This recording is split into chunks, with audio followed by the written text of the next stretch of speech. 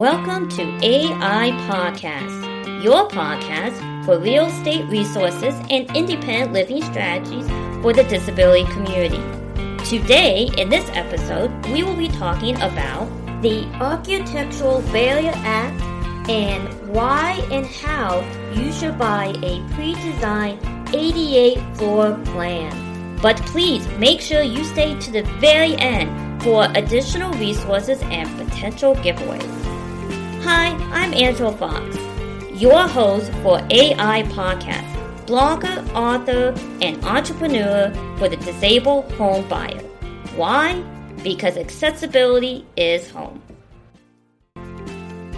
They say, and I agree, that you don't know what tomorrow might look like without knowing what has happened in the past.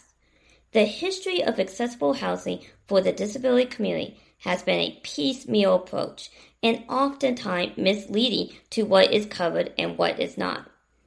You have probably heard about the Fair Housing Act because the law covers both rent and home ownership, sure to cover everyone's housing situation.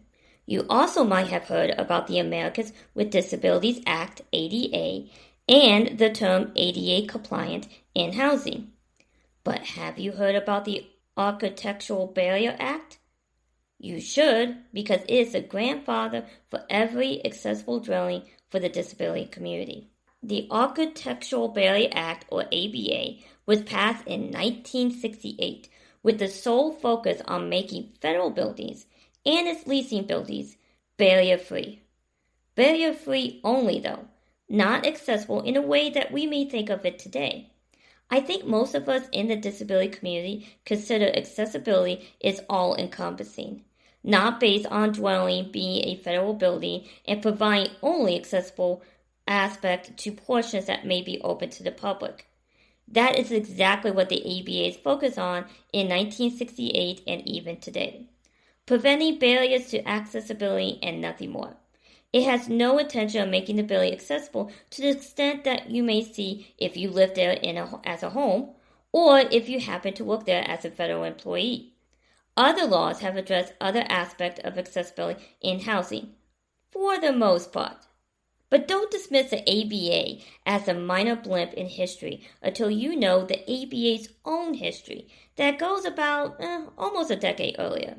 In 1961, the American National Standards Institute developed, with the help of the disability organization Eastern Seals and the University of Illinois, to create the first accessible standards. Before such a time, if a state did have any accessible codes, it was based on in-house knowledge and not necessarily research or gaining feedback from the disability community. The 1961 American National Standards Institute was a landmark because it both was studied through the university and acquired feedback from the disability community through Eastern Seals. But it was not a mandate, nationally at least, until it was adopted by the ABA in 1968.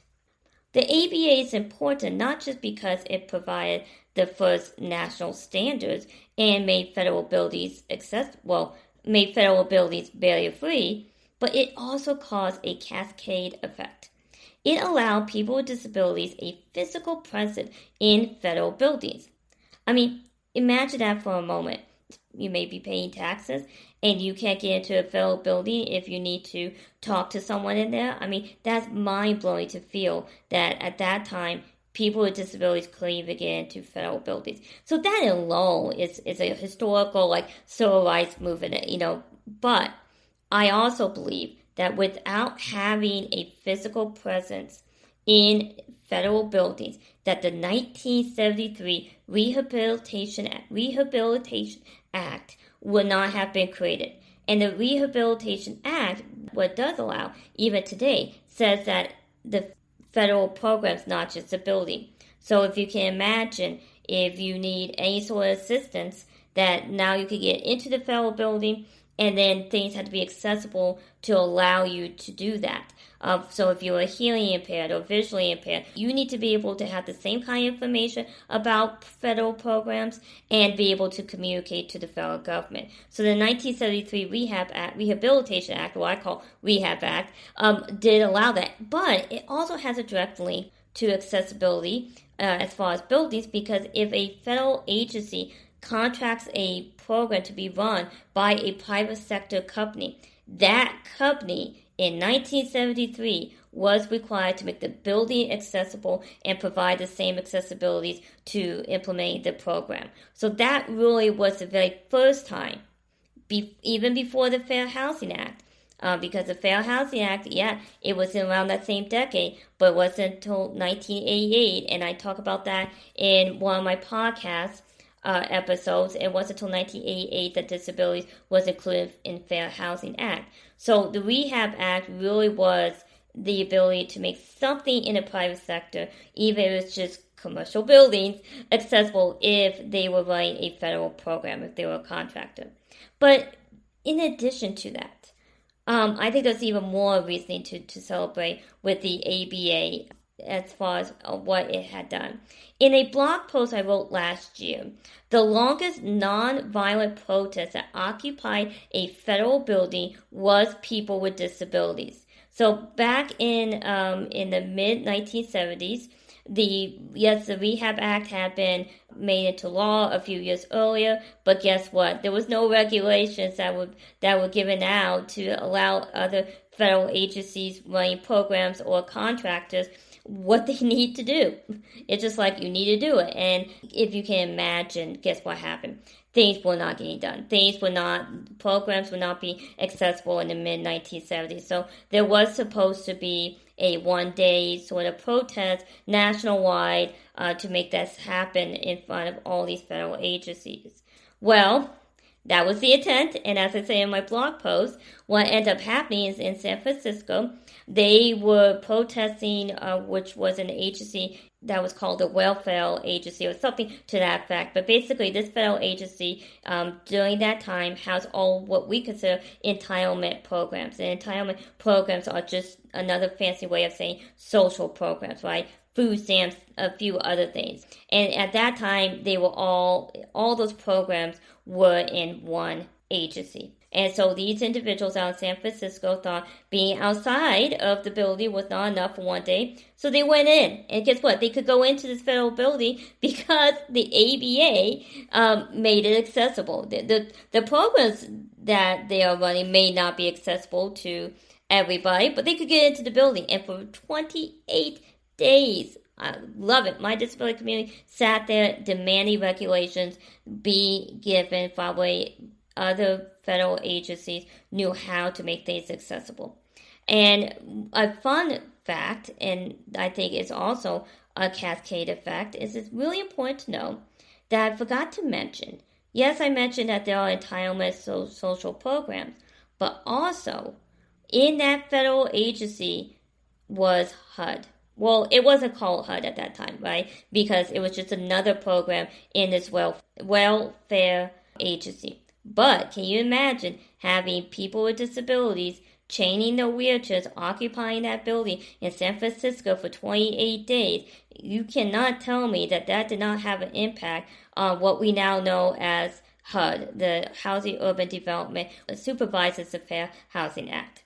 So it's really super important to make note that, in fact, that the ABA really did have a fundamental cascade effect on it.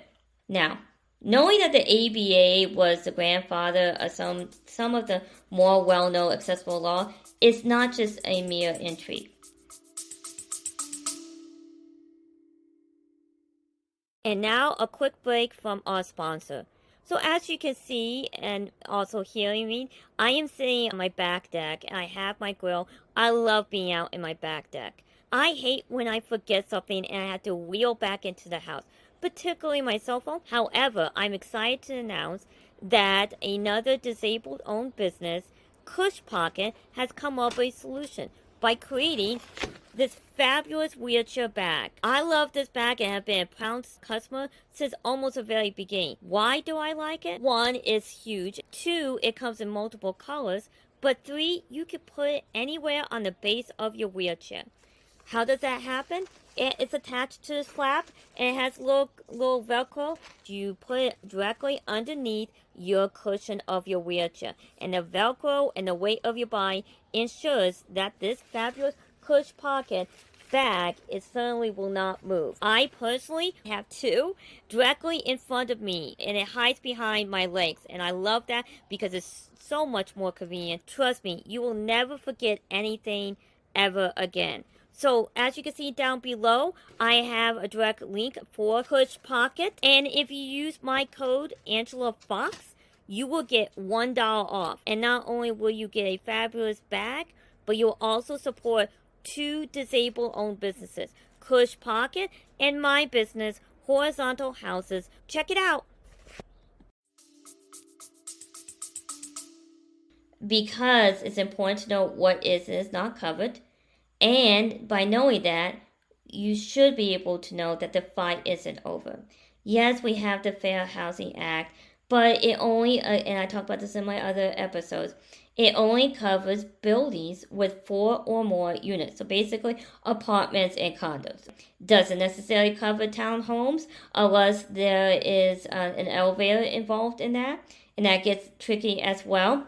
And so there really isn't anything out there right now. And again, the Americans with Disability Act, ADA, is focused on businesses, making businesses that are open to the public accessible.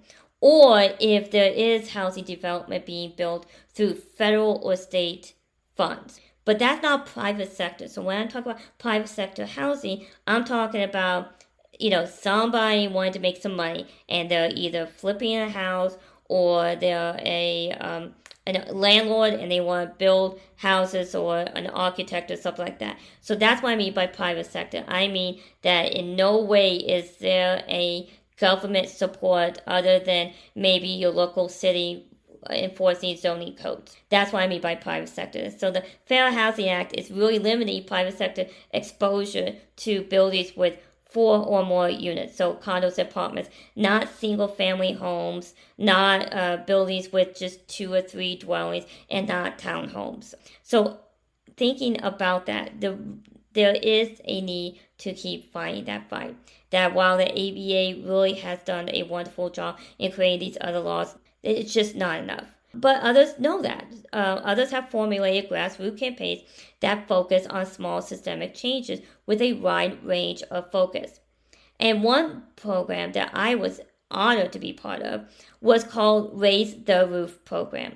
Raise the Roof program, which is from the Kelsey Foundation out in California. It started in 2020, and basically it said we'll have an academy, and we are going to teach, and you must be a person with a disability, and we're going to teach you all about affordable, accessible housing. Everything, the big picture of the benefits, the general zoning issues, how to make things affordable. It was a wonderful program, absolutely wonderful. And so they said, we're doing that. And the reason why we're doing that is that we are hoping that you all who participated will get involved in the housing industry, whatever that may look like. It doesn't have to be just mere advocacy. It could be, you could be a real estate agent and being disabled. You could be an architect who's disabled. You could try to be a member on a local city, board that's focusing on housing, whatever that looks like. But the key is to get the disability community at the table, to get at the table when these changes are being discussed and considered. Because I can tell you up front, even with all these laws, there's usually they put one little statement saying that it will be, let's say they have to be ADA compliant because they're using federal funds. They'll say, oh yeah, we'll do that, but they don't spell it out. And guess what happens? Things get accidentally overlooked. So there definitely is a push for that. But I will talk a little bit more about what needs to be done and what you can do at the end of this podcast, because I always like to do a call to action, because I'm just one voice and I need a choir. But I wanted to bring that to your attention, that while there's all these laws, and yes, these laws may not be sufficient, there is people out there fighting that fight. And I'll tell you how you can do that at the end. The advocacy of all the laws after the ABA has also influenced the housing market business. By integrating a lot of accessible features into business dwellings, because of starting out with the ABA, and then the Rehab Act, I believe has really reduced the stigma of accessible features or accessible housing. Oftentimes, I grew up thinking that if you did something to a house, that I could only use that. And that's wrong. That's by universal design. Universal design says that even if you're designing for the disability community, it should also affect everybody else. And so that's being pushed back because there has been movement on advocacies and these laws where you have seen people with disabilities out and about. And so not only is it really destigmatizing this idea, but you can see this when you find homes for sale. That is all about age in place, mother-in-law suites, and other universal ideas such as a home for all stages or forever home. Well, all those, no matter what you call that, that is accessible housing to some degree. It may lean more to the barrier-free aspect, meaning that not everything in that house will be fully accessible for someone like me who's in a wheelchair, but it certainly is being integrated in real estate listings. And I think that's phenomenal. And if they want to call it age in place, or they want to call it mother-in-law suites, or whatever they want to call it, you know what? You call what you want. But I'm just thrilled to see that that's happening.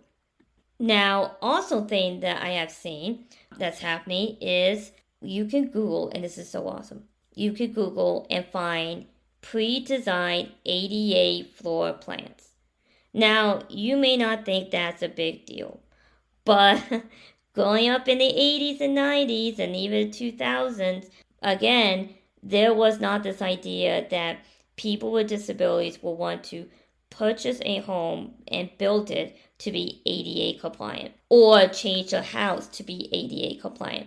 It was just left up to the family member or the disabled person to do what they can, put a ramp up, do certain things. And so it is so cool that now in a systemic way, in the private sector, that you have not only architects who are familiar with ADA design, but they're making canned floor plans. They're making canned floor plans for you to buy. And I think that is just super cool. And I do not think that would have been possible without, the ABA starting, giving us access to federal buildings and all those other laws. I really think it's cool. Now, I highly recommend whether you want to purchase a new home, add into an existing home, or even doing simple modifications to your house, that you look into purchasing a pre-designed ADA floor plan. And I made a mistake of not doing this myself. So I bought my small home during the housing market crash.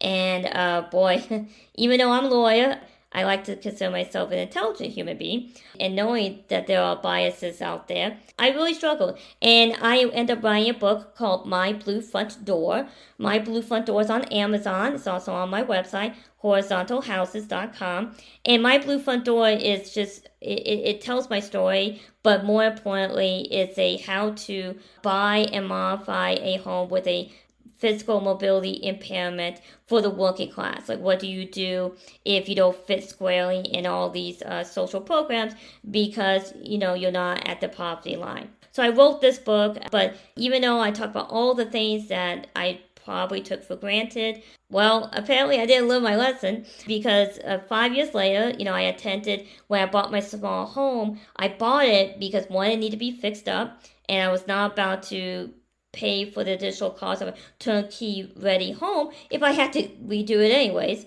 So one, it was need fixing up, but it was also, I have a lot of land behind me. And so I had every intention of adding on to my house because I know it's cheaper to add on in theory than it is to build a brand new home. So I went through this, and so I didn't choose a contractor that was familiar with ADA itself because you will end up paying, about 20% more just for that fun fact.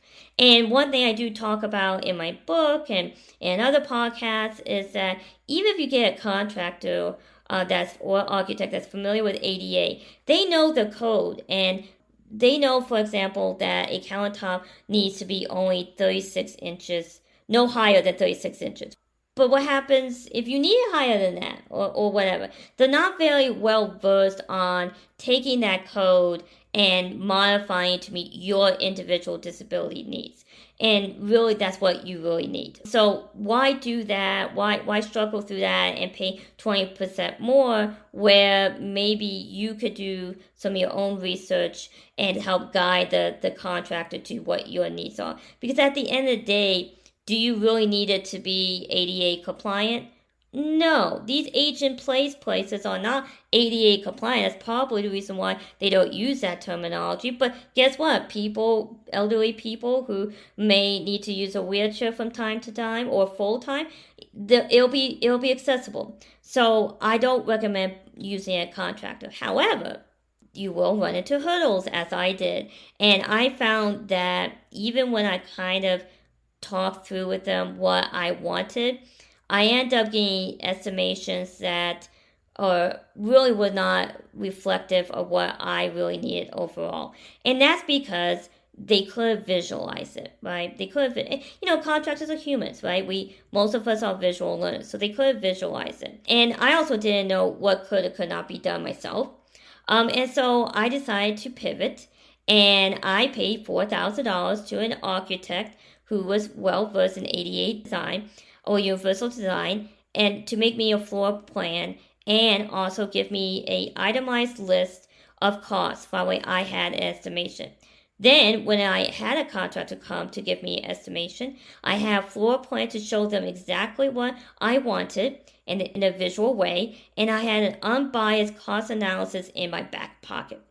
So it wasn't a mistake necessarily, but hindsight, foresight, I could have bought a floor plan and just pointed out the minor differences between the plan and my needs.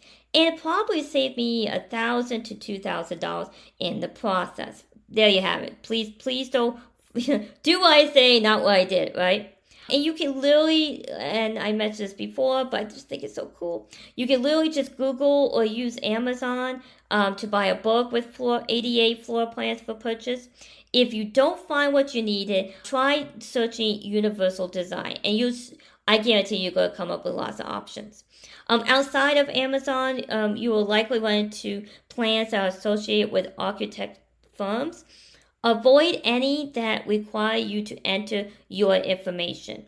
Why? It's because you will certainly get a phone call asking what type of model home you're interested in building. And that may not what you're intending to do. And trust me, they'll call you several times over 2-3 months. You don't need that. If you're still gun shy, right, and be like, I don't know. I have researched and found 3 architect design firms that have a long history of universal design and leaders in this field. And they are Allen Mascard Design Associates, Allen Mascard, MASCORD Design Architects, Donald A. Gardner Architects, and Design Basics Incorporated.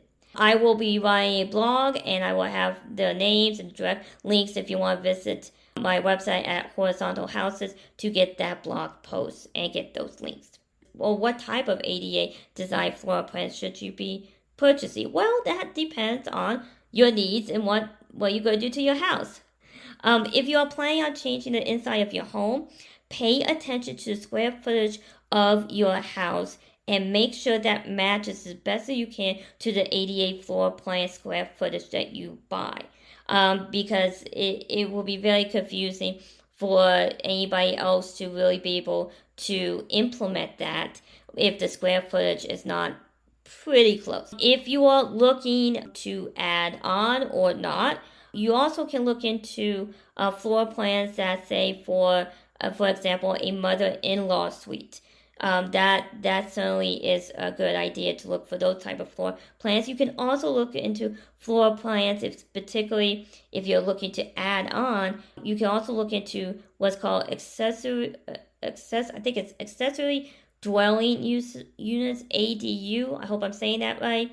ADUs are just a fancy way where a city allows private homeowners to build a separate housing unit like an apartment, but not all encompassing that you would need for a house. So, like a kitchenette, a 1 bedroom, and then be landlords. And the idea behind that, Montgomery County did that was, well, it's hard to find good housing. And so if people are willing to build housing behind them, they will probably be able to do it cheaper and rent it lower than, let's say, an apartment complex who have multiple apartments. And so the idea that lower income housing could be made available at locations that are nicer. Now, there's some huge debate about that, and that's not for this episode. But getting the floor plan doesn't have to be the last step. You can also look into several design apps that allow you to change your 2D floor plan into a 3D floor plan. Pretty cool. There are quite a few apps out there that allow you to create floor plans. Some of the more popular are SketchUp, DreamPlan, and Blender. Now, there is a fallback doing this. It requires a little technical skills in using these applications. Basically, my understanding is, and I haven't done it, is you take your JPEG 2D floor plan, you upload it, and then you have to trace over your floor plan because all these apps are pretty much you be able to sketch it out. And they do have some standardized floor plans, but of course that may not be very effective for you for accessibility. So there is some technicalness behind that. If you do this, please reach out to me at horizontalhouses.com. I would love to find out how well it worked out. Maybe get you on a podcast, a blog, whatever. I really would like to see how that helped you. Now, don't fret if you don't want to do that. You don't want to deal with another app. I get it. You can also take your 2D plan and go to like Fiverr. Fiverr is a website where people who do digital work with like computers like websites, digital art, writing. It's really just a gig resource that is spread out not just in the United States but throughout the world. And so what you can do is you can give them that, your 2D plan, and for about anywhere from $100 to $300, you can get a 3D version. And the nice thing about doing this is that you could change color. You can say, hey, can you eliminate this aspect? I wouldn't do too much changes because that's going to add to your cost, but certainly you can get it done through that way. And there are other gig websites out there as well. But please keep in mind that whatever ADA pre-designed floor plan you purchase will need to be modified based on your city, county, and even state zoning and code requirements. So people may want to know, well, Angie, I thought I could just take this and run with it. Well, no, can't. Sorry. The reason why you can't is you need to make sure that you are abiding by a lot of your code. For example, just to give you something, and that is in Montgomery County, Maryland, I am allowed to build on the setback for accessibility reasons. Now, there's very specific accessibility things that you can do that's allowed, not for this podcast episode, but that's one example. And you definitely want that to, all those wonderful things and not so wonderful things really need to be incorporated. People may be asking, well, if I can't run with this, why am I going to spend $2,000-$3,000? And that's a fair question. Well, one is you've given them a really good idea of what you want. And you got a design that is technically ADA compliant. Maybe not by you locally, but based on national standards. So you should be able to work with your contractor and say, listen, I know you're going to be working with your architect. And, they do that because contractors don't want to have the liability. And I understand that. But it should be cheaper. Because they're going to bill you for that. Don't get me wrong. They're going to bill you for working with the architect because the architect is expecting payment, right? And so it should be less hours, and therefore it should be cheaper than what you normally would do. But the biggest thing is going back to my mistake, and that is I didn't give a visual to my contractors, and I ended up having estimations that were not accurate and going back to the drawing board literally. So the biggest benefit of all this is you're going to save yourself in many, many, many hours of frustration and speed this thing up. So That's why you should invest in $2,000-$3,000 if you're doing something major to your house. Now, I want to circle back to a call of action. And that is, I had stated that the fight is not over, that the ABA did this wonderful thing and really gave us a fiscal presence and helped us get some additional laws on the books. But the fight's not over. And I talked about the raise the roof. Another opportunity besides just trying to focus on individuals with disabilities to have a seat at the table in the housing industry, which I obviously fully support, but you could do small little changes that can have a big impact in the private sector. An example was, unfortunately, a defunct organization called Concrete Change. And Concrete Change was a national organization that worked with local city and state governments to require 3 things in new private sector development. So there was 3 things that Concrete was focusing on private sector housing. 1 was 0 steps into the home. 2, 1/2 bathroom on the ground floor with wide enough doors. And 3, 1 bedroom on the ground floor with wide doors. And by focusing on just these 3 items for accessibility, it was not only helpful to new disabled home buyers, it also allowed disabled visitors to visit those homes that would otherwise not be accessible. Now, the founder retired a few years ago. It breaks my heart. And really wasn't interested in handing it over to someone else, and that's her right. But she really helped with this idea, and there were others, but she really helped out with this movement, this new idea of called visibility.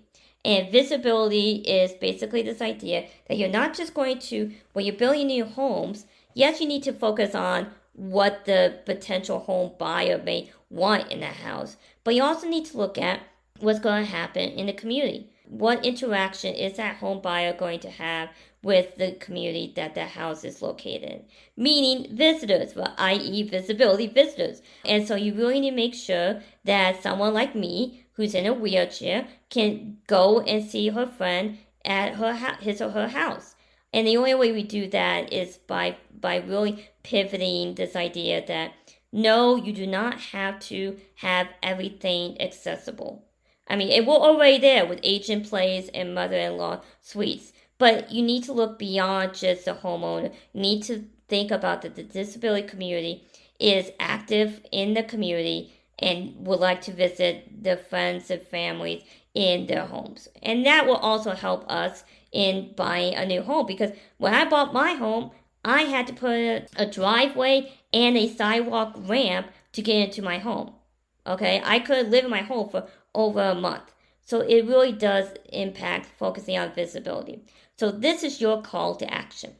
Whether you are a disabled person, a real estate agent, a contractor, anybody listening to this podcast, your call to action is to find out, is your local housing government, are they familiar with this idea of visibility?